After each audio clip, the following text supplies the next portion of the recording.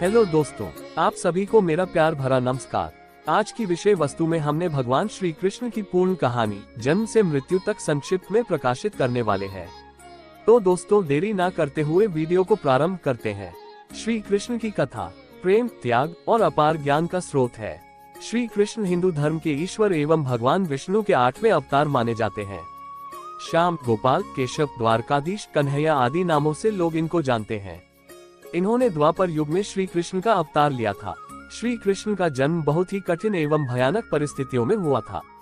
कंस कौन था? एक बार मथुरा का राजा कंस, जो देवकी का भाई था, वह अपनी बहन देवकी को ससुराल छोड़ने जा रहा था। तभी रास्ते में अचानक एक आकाशवाणी हुई थी। उस आकाशवाणी में बताया गया कि तुम्हारी बहन अर्थात देवकी, जिसको तुम खुशी खुशी उसको ससुराल लेकर जा रहा है, उसी के गर्भ से उत्पन्न 8वां पुत्र तेरा वध करेगा। कंस डर गया। तभी उसने वासुदेव, देवकी के पति, को जान से मार देने के लिए कहा। देवकी और वासुदेव को बंदी बनाया। तब देवकी ने कंस से विनती की और कही कि मैं स्वयं ही अपने बच्चे को लाकर तुम्हारे हवाले करूंगी। आपके बहनोई बेकसूर है, उनको मारने से क्या लाभ मिलेगा? कंस ने देवकी की बात मान ली तथा वासुदेव और देवकी को मथुरा के कारागार में डाल दिया। कारागार में ही कुछ समय बाद देवकी और वासुदेव को एक बच्चे की प्राप्ति हुई। जैसे ही इस बात की सूचना कंस को पता चला, वो कारागार में आकर उस बच्चे को मार डाला। इसी प्रकार कंस ने देवकी और वासुदेव के एक एक करके 7 पुत्रों मार दिया। जब 8वें बच्चे की बारी आई तो कारागार में पहरा दुगना कर दिया गया। कारागार में बहुत से सैनिक तैनात कर दिए गए। भगवान श्री कृष्ण का जन्म। यशोदा और नंद ने देवकी और वासुदेव की समस्याओं को देखकर उनके 8वें पुत्र की रक्षा करने का उपाय सोचा। जिस समय देवकी और वासुदेव के 8वें पुत्र ने जन्म लिया, उसी समय यशोदा और नंद के यहाँ एक पुत्री ने जन्म लिया, जो कि सिर्फ एक मायावी चाल थी। 8वें पुत्र के जन्म के बाद जिस कोठरी में देवकी और वासुदेव कैद थे, अचानक उसमें प्रकाश हुआ। हाथ में गदा, शंख धारण किए हुए चतुर्भुज रूप में भगवान विष्णु दिखाई दिए। देवकी और वासुदेव उनके चरणों में गिर पड़े। तभी भगवान ने कहा, मैं बच्चे का रूप पुनः ले लेता हूँ। तुम मुझे लेकर अपने मित्र नंद के पास जाकर रख दो और उनके यहाँ जन्मी पुत्री को लाकर कंस के हवाले कर दो। मुझे ज्ञात है इस समय यहाँ का वातावरण ठीक नहीं है, फिर भी तुम चिंता न करो। तुम्हारे जाते समय कारागार के सारे पहरेदार सो जाएंगे। कारागार का फाटक स्वयं खुल जाएगा। जल से उफनाती हुई यमुना रास्ता देगी। भारी वर्षा से नाग तुम्हारी और बच्चे की रक्षा करेगा। कृष्ण पहुँचे वृंदावन। वासुदेव जी शिशु श्री कृष्ण को सूप में रखकर निकल पड़े। उफनाती यमुना को पार करते हुए वे वृंदावन में नंद के घर जा पहुँचे। बच्चे को सुलाकर वे उनकी पुत्री को लेकर वापस आ गए। वापस पहुँचने के बाद फाटक स्वतः बंद हो गया। जैसे ही कंस को ये खबर मिली कि देवकी ने बच्चे को जन्म दिया है, वो तुरंत कारागार में आ गया। कंस ने जैसे ही उसको छीनकर पटक कर मारने की कोशिश की तो वो बच्ची तुरंत हवा में उड़ गई और बोली, हे दुष्ट प्राणी, मुझे मारने से तुझको क्या मिलेगा? तेरा वध करने वाला वृंदावन जा पहुंचा है। इतना बोलकर वो गायब हो गई। कंस ने श्री कृष्ण का वध करने के लिए मायावी असुरों को भेजा। कंस बहुत भयभीत हुआ, क्योंकि उसका काल जन्म लेकर उसके चंगुल से बच गया था। अब कंस श्री कृष्ण को मारने के लिए परेशान रहने लगा। तब उसने पूतना नामक राक्षसनी को श्री कृष्ण को मारने के लिए भेजा। पूतना ने एक सुंदर स्त्री की रूप धारण करी और श्री कृष्ण को अपने जहरीले स्तन से दूध पिलाने के लिए वृंदावन गई। श्री कृष्ण ने दूध पीते समय पूतना के स्तन को काट लिया। काटते ही पूतना अपने असली रूप में आ गई और उसकी मृत्यु हो गई। जब इस बात की सूचना कंस को मिली तो वो उदास एवं चिंतित हो गया। कुछ समय बाद ही उसने एक दूसरे राक्षस को श्री कृष्ण को मारने के लिए भेजा। वो राक्षस बगुले का रूप लेकर श्री कृष्ण को मारने के लिए झपटा। तुरंत श्री कृष्ण ने उसको पकड़कर फेंक दिया, जिसके बाद वह राक्षस सीधे नरक में जा गिरा। तभी से उस राक्षस का नाम वकासुर पड़ गया। उसके बाद कंस ने कालिया नाग को भेजा। तब श्री कृष्ण ने उससे लड़ाई की और बाद में वो नाग के सर पर बांसुरी बजाते हुए नृत्य करने लगे थे। तत्पश्चात वहां से कालिया नाग चला गया। इसी प्रकार श्री कृष्ण ने कंस के अनेकों राक्षसों का वध किया। जब कंस को लगा कि अब राक्षसों से ये नहीं हो पाएगा, तब कंस खुद ही श्री कृष्ण को मारने के लिए निकल पड़ा। दोनों में युद्ध हुआ और श्री कृष्ण ने कंस का वध कर दिया। श्री कृष्ण रासलीला। श्री कृष्ण गोकुल में गोपियों के साथ रासलीला रचाते हुए अपनी बांसुरी बजाते थे। सभी गोकुलवासी पशु पक्षी आदि उनकी बांसुरी की धुन सुनकर बड़े ही खुश होते थे और उनको ये आवाज बहुत प्रिय लगती थी। गोकुल में राधा से श्री कृष्ण प्रेम करते थे। कृष्ण बलराम की उज्जैन में शिक्षा। श्री कृष्ण का अज्ञातवास समाप्त हो रहा था तथा अब राज्य का भी भय हो रहा था। इसीलिए श्री कृष्ण और बलराम को शिक्षा दीक्षा के लिए उज्जैन भेज दिया गया। उज्जैन में दोनों भाइयों ने संदीपनी ऋषि के आश्रम में शिक्षा और दीक्षा प्राप्त करना आरंभ कर दिया। सुदामा से मित्रता व द्वारिकाधीश का पद। उसी आश्रम में श्री कृष्ण की मित्रता सुदामा से हुई। वे घनिष्ठ मित्र थे। उनकी मित्रता के चर्चे काफी दूर दूर तक थे।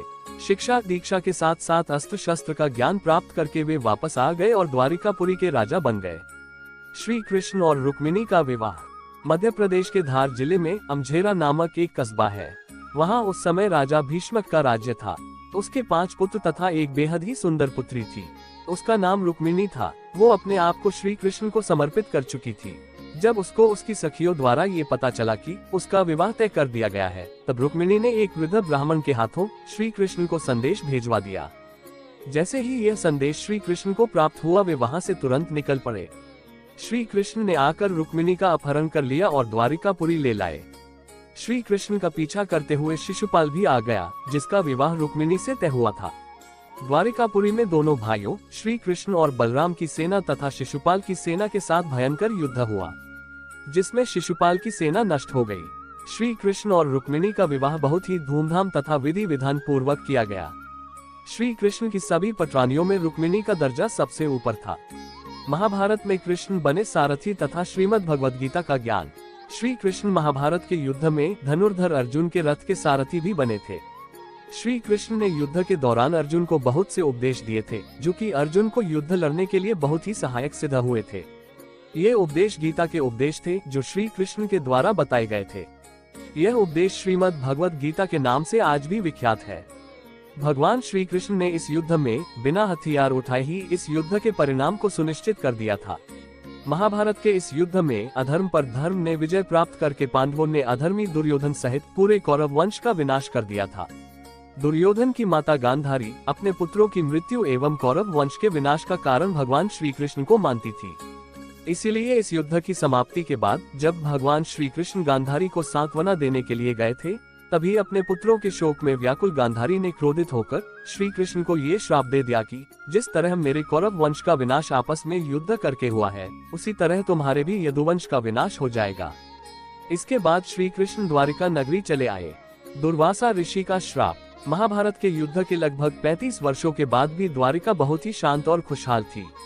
धीरे धीरे श्री कृष्ण के पुत्र बहुत ही शक्तिशाली होते गए और इस तरह पूरा यदुवंश बहुत ही शक्तिशाली बन गया था। ऐसा कहा जाता है कि एक बार श्री कृष्ण के पुत्र सांब ने चंचलता के वशीभूत होकर दुर्वासा ऋषि का अपमान कर दिया था, जिसके बाद दुर्वासा ऋषि ने क्रोध में आकर सांब को यदुवंश के विनाश का श्राप दे दिया था। शक्तिशाली होने के साथ ही अब द्वारिका में पाप एवं अपराध बहुत ही अधिक बढ़ गया था। अपनी खुशहाल द्वारिका में ऐसे माहौल को देखकर श्री कृष्ण बहुत ही दुखी थे।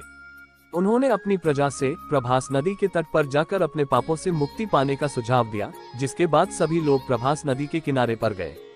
लेकिन दुर्वासा ऋषि के श्राप के कारण वहां पर सभी लोग मदिरा के नशे में डूब गए और एक दूसरे से बहस करने लगे।